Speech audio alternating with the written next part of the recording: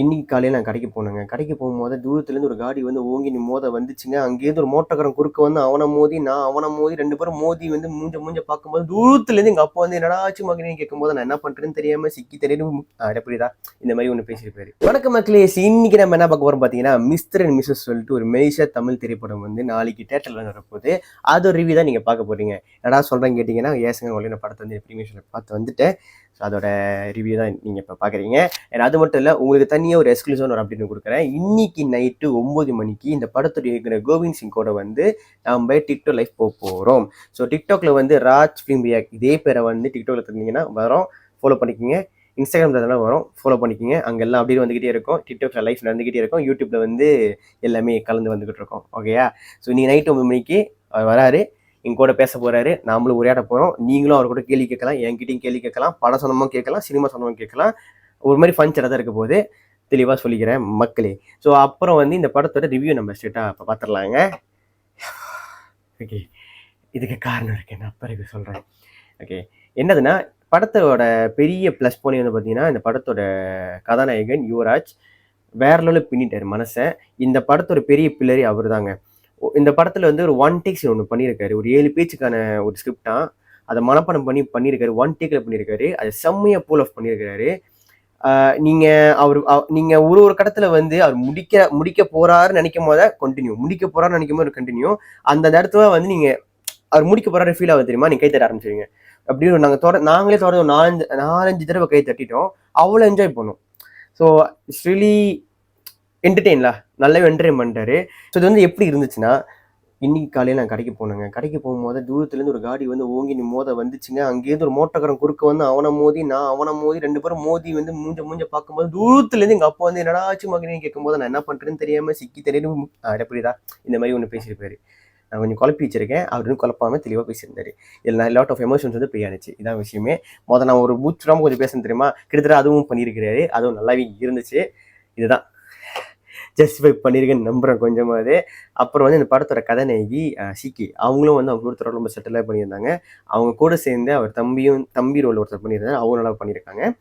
And then எனக்கு அங்கே சிக்கியோட ஒரு சில எமோஷனல் பார்ட் வந்து எனக்கு கொஞ்சம் நல்லா ஒர்க் ஆனிச்சு. அவங்க ரோல் என்ன சொல்றது, ஒரு மாதிரி யதார்த்தமாக இருந்துச்சு அவங்க நடிப்பு, which work very well okay to me.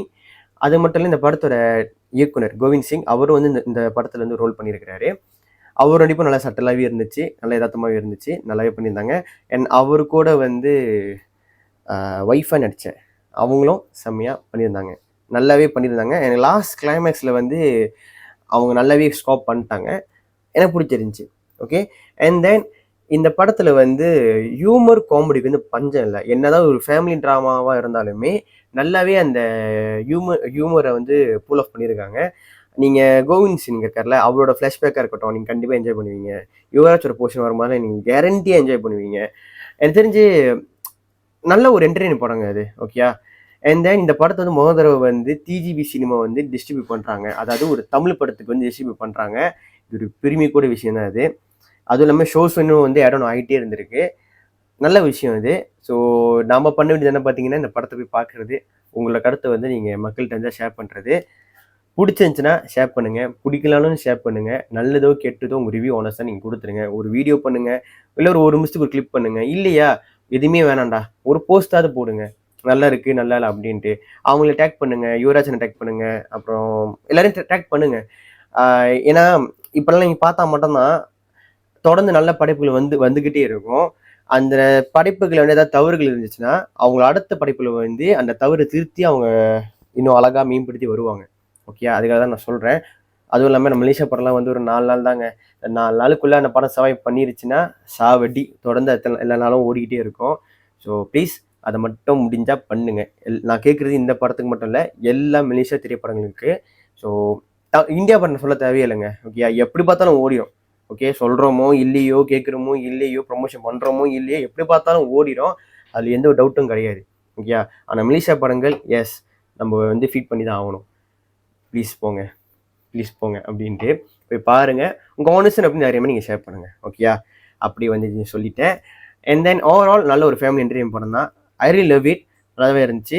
இந்த படத்தோட கதை வந்து எப்படி இருக்குன்னு கேட்டிங்கன்னா, இது வந்து ஒரு பழைய டெம்ப்ளேட் தான். ஓகேயா, என்ன டெம்ப்ளேட்னா, ஒரு பிரிஞ்சு போன ஒரு பேரண்ட்ஸ் அப்பா அம்மா வந்து அதாவது ஒரு கப்பல் ஒன்று சேர்றாங்களா இல்லையா, அவங்க அவங்களோட டாக்டர் வந்து திருப்பி வந்து அவங்க ஒன்று சேர்க்குறாங்களா இல்லையா, இவங்க சேர்ந்து வாழ்றாங்களா இல்லையா, இதான் கதை.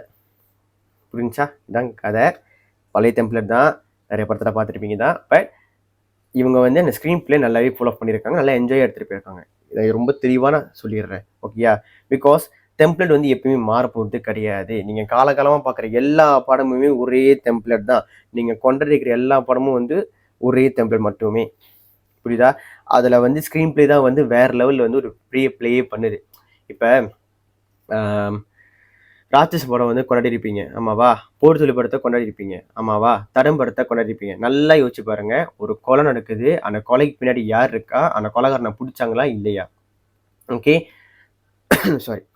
அதில் வந்து கேர்ள் ஃப்ரெண்டை கொலை பண்ணுவாங்க, இன்னொரு இதில் பார்த்தீங்கன்னா வந்து ரேண்டம் கேர்ள்ஸை கொலை பண்ணுவாங்க, இன்னொரு இதில் பார்த்தீங்கன்னா வந்து அந்த கொலைகாரன் வந்து அதே மாதிரி தான் கேர்ள்ஸ் வந்து கொலை பண்ணுறான் தான். ஆனால் இது 3 பேருமே வந்து டிஃப்ரெண்ட் வெரைட்டியில் கொலை பண்ணியிருப்பாங்க. இப்போ எண்ட் ஆஃப் டே போலீஸ்காரங்க அவங்களை பிடிச்சாங்களா இல்லையா, ஹீரோ அவரை பிடிச்சாரா இல்லையா, இதெல்லாம் ஒரே டெம்ப்ளேட் தான். ஸ்க்ரீன் பிளே தான் டிஃப்ரெண்ட் வந்து காட்டுறாங்க. அதே மாதிரி தான் இதுவும் வந்து ஒரே டெம்ப்ளேட் தான், பட் ஸ்க்ரீன் பிளே டிஃப்ரெண்ட் பண்ணியிருக்காங்க. ஓகே, இதை ரொம்ப தெளிவாக நான் சொல்லிடுறேன். அவ்வளோதான். அப்புறம் படத்தில் வந்து நெகட்டிவ் எதாவது இருக்குன்னு கேட்டிங்கன்னா இருக்குது. அதுக்கு முன்னாடி டேவிட் கிளின்டன் இந்த படத்தோட மியூசிக் கம்போசர் எல்லாமே அவர் தான் பண்ணியிருக்காரு. ஸ்டார்டிங்கில் இந்த பாட்டு ரொம்பவே நல்லா இருந்துச்சு, ஐ ரியலி என்ஜாய். என் பிஜிஎம்மே நல்லாவே ஸ்கோர் பண்ணியிருந்தாரு, எனக்கு ரொம்ப பிடிச்சிருந்துச்சி. ஸோ நல்லாயிருக்கு, ரொம்ப நல்லாயிருக்கு. என் மைனஸ் வந்து பார்த்தீங்கன்னா, எனக்கு தெரிஞ்சு யுவராஜ் வந்து நீங்கள் இந்த படம் வந்து பார்த்தீங்கன்னா சிகே கதாநாயகியோட பார்வையில் தான் இந்த கதை வந்து போயிட்டு இருக்கு. பட் என்னதுன்னா, இப்போ வந்து இந்த மாதிரி ட்ராமாவில் வந்து ஒரு லிமிட்டடான ஆட்கள் தான் நடிக்கிறாங்க. ஸோ ஒவ்வொரு ஆளுக்குமே வந்து ஸ்கோப் பண்ணுறதுக்கான ஒரு சான்ஸ் கொடுத்துருந்தா நல்லா இருக்குமோ தோணுச்சு. மேபி கொடுத்துருக்கலாம், மேபி எனக்கு ஒர்க் ஆகாமல் இருந்திருக்கலாம். எப்படின்னா, இப்போ நீங்கள் படம் சொல்லும் போது உங்கள் மைண்ட் ஃபுல்லாக யுவராஜ் இருக்கிறாருன்னா, ஏன்னா அவருக்கு வந்து பெர்ஃபார்ம் பண்ணுறதுக்கு ஸ்கோப் பண்ணுறதுக்கு நிறைய இடம் இருந்துச்சு. பட் வென் கம் டு சிகே இல்லை மற்றவங்களா இருக்கட்டும், எனக்கு வந்து அது டெப்த் வந்து பத்தாத மாதிரி ஒரு ஃபீலாக இருந்துச்சு. லைக் இது நீ ஸ்கோப் பண்ணணும் அந்த இடத்துல அப்படின்னு அந்த இது இல்லையோ அப்படின்னு ஃபீல் ஆனிச்சு. மேபி வச்சிருந்துருக்கலாம் அகெயின், பட் எனக்கு அது ஒர்க் ஆகாமல் இருந்திருக்கலாம். எனக்கு ஃபுல் அண்ட் ஃபுல் வந்து சிகேயோட செம்மைய ஒர்க்காக இருந்துச்சு.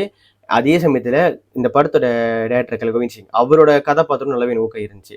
பிகாஸ் ஃப்ளாஷ்பேக்கில் அவர் பண்ணும் போதெல்லாம் வந்து கமல்ஹாசனை வச்சு பண்ணியிருப்பாரு. அவர் பியூர் கமல் ஃபேன் இல்லை, நீங்கள் படம் பார்த்து தெரிஞ்சிருக்கலாம். அதெல்லாம் நல்லா ஃபன்னியாக இருந்துச்சு. ஸோ இவங்க 2 பேத்துக்கு நல்லா ஸ்கோப் பண்ண கொடுத்துட்டாங்க. பட் மற்றவங்களுக்கு வந்து இன்னும் கொஞ்சம் சரியாக கொடுத்துருந்துருக்கலாமோ, அப்போதான் எனக்கு ஒரு ஃபீல் இருந்துச்சு. அதை தாண்டி பார்த்தீங்கன்னா இந்த படத்தில் ஆனந்தா நடிச்சிருக்காரு. அவரோட உண்மையை நீங்கள் என்ஜாய் பண்ணுவீங்க. ஆனால் மேட்ரு என்னதுன்னா, ஃப்ளாஷ்பேக்கில் என்ஜாய் பண்ணுவீங்க, பட் கரண்டில் வந்து ரொம்ப சீரியஸாக பண்ணுவார். எனக்கு வந்து அந்த ட்ரான்ஸ்ஃபர்மேஷன் எனக்கு புரியல. மேபி படத்து டூரேஷன் கருதி ஏதாவது தூக்கிட்டாங்களா எனக்கு தெரியல, இல்லை எனக்கு தெரில. ஏன்னா அந்த ஃப்ளாஷ்பேக்கில் டோட்டலாக வர மாதிரி இருக்காரு. ஃபியூச்சரில் வந்து பார்த்தீங்கன்னா இவங்க எல்லாரும் வந்து மாறிடுறாங்க. ஆனால் கோவிந்த் சிங்கும் மாறிடுறாரு. அவருக்கு வந்து ஒரு கேரக்டர் டெவலப்மெண்ட் இருக்குது. பட் ஆனந்தா வராரு, திடீர்னு அவர் பார்க்கும் போது என்னால் வந்து ஏற்றுக்க முடியல. என்னடா இது அப்படின்னு இருந்துச்சு. மேபி ஒரு குட்டி சீன் ஏதாவது காமிச்சது நல்லா இருந்திருக்குமோ பட்டுச்சு, வேற எதுவும் இல்லை. அதை தாண்டி வேற எந்த மைனஸும் இல்லைங்க. டூரேஷன் வாஸ் பக்கா டூரேஷன். நீங்கள் 2 மணி நேரத்துக்கு வந்து நல்லா விழுந்து சிரிச்சுட்டு போவீங்க, ஓகேயா? என்ஜாய் பண்ணுவீங்க, அவ்வளோதான். இது வந்து ஃபேமிலி ட்ராமானாலே நீங்கள் கண்டிப்பாக வந்து உங்களோட பிள்ளைங்களோ ஃபேமிலி எல்லாத்தையும் கூட்டி நீங்கள் குடும்பத்தோடு இந்த படத்தை நீங்கள் பார்க்கலாம், கண்டிப்பாக என்ஜாய் பண்ணுவீங்க. நீங்கள் 0 எக்ஸ்பெக்டேஷனோட போங்க, அவ்வளோதான் நான் சொல்லுவேன். கண்டிப்பாக நீங்கள் என்ஜாய் பண்ணுவீங்க, அவ்வளோதான். இதான் என்னோட ஆனஸ்டான ஒப்பீனியன்.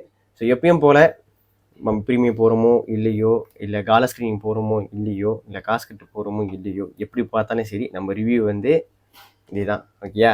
ஸோ உங்களுக்கு வந்து ரிவ்யூ பிடிச்சிருக்குன்னு நம்புகிறேன். உங்களுக்கு பிடிச்சிருந்துச்சா லைக் பண்ணுங்கள், ஷேர் பண்ணுங்கள். மறக்காமல் இந்த என்டர்டெயின்மெண்ட் படம், காமெடி படம் எல்லாம் விரும்புகிறவங்க, நம்ம யுவராஜ் ரேட்டிங் விரும்புகிறவங்க, நம்ம சிகேயோட ரேட்டிங் விரும்புகிறவங்க, இல்லை கோவிந்த் சிங்கோட டைரக்ஷன் விரும்புகிறவங்க, இல்லை அவரை பிடிச்சவங்க யாரும் இந்த வீடியோ பார்த்தீங்கன்னா மறக்காமல் மேக்ஸிமம் ஷேர் பண்ணி விடுங்க, நிறைய பேருக்கு போய் சேரட்டும். இந்த படம் நாளைக்கு வந்து எல்லா தேட்டர்லேயும் வரப்போகுது. இப்போ இவங்க ஆதரவு கொடுங்க. இந்த படமும் நல்ல எல்லா மலேசியா படங்களும் ஆதரவு கொடுங்க. உங்கள் ஆனஸ்டான ஒப்பீனியன் வந்து தாராளமாக சோஷியல் மீடியாவில் ஷேர் பண்ணுங்கள். இப்போ டிக்டாக் எல்லாமே வந்துருச்சுங்க. சும்மா ஒரு போஸ்ட் தட்டி போட்டாலே போதும், உங்களுக்கு பிடிச்சிருக்கா இல்லையான்ட்டு. அது அப்படியே வேலையை போயிடும். உங்களுக்கு பிடிச்சிருந்துச்சின்னா அப்படியே உங்கள் ஃப்ரெண்டை பார்க்க சொல்லுங்கள், இன்னொரு ஃப்ரெண்டை பார்க்க சொல்லுங்கள், அப்படியே எல்லாத்தையும் பார்க்க சொல்லிட்டு இருங்க. நம்ம மன்னி மைந்தல் படைப்புகளுக்கு நாமல் குரல் கொடுத்தா மட்டும்தான் எல்லா காதில் போய் சேரும். Hope you guys understand that. So இந்த ரிவ்யூ பிடிச்சிருக்க நம்புறேன். இந்த வீடியோவில் பார்க்கலாம். பாய்.